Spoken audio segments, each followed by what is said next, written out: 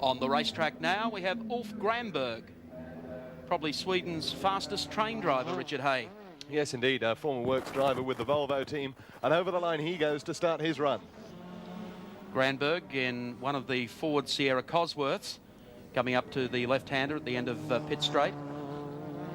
This car has been running very strongly in practice and in qualifying. At the moment, of course, it is the 10th fastest car on the grid. That's where it'll start tomorrow. Watch the line through here.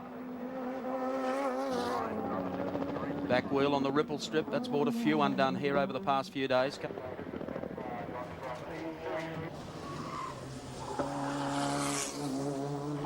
Only really a lap to warm up the tyres. Then full steam ahead for Granberg.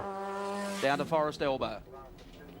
Well, he's running quick, but he's running fairly conservatively. I would have thought, as you said, touch of the ripple strip at the top, but other than that, very clean lines out of Forest Elbow now and heading down to Conrod Straight. This is where it gets a little bit hairy coming down to Caltex Chase because the road turns and dips at the same time, and there's a fierce crosswind over this track today at Mount Panorama. Really got to wrestle the car through there. Ulf Granberg from Sweden, the number 21 Ford Sierra Cosworth. He takes the checkered flag. Standing by for the time. And the time for Ulf Granberg in the Cosworth 21, 2 minutes 21.826 seconds.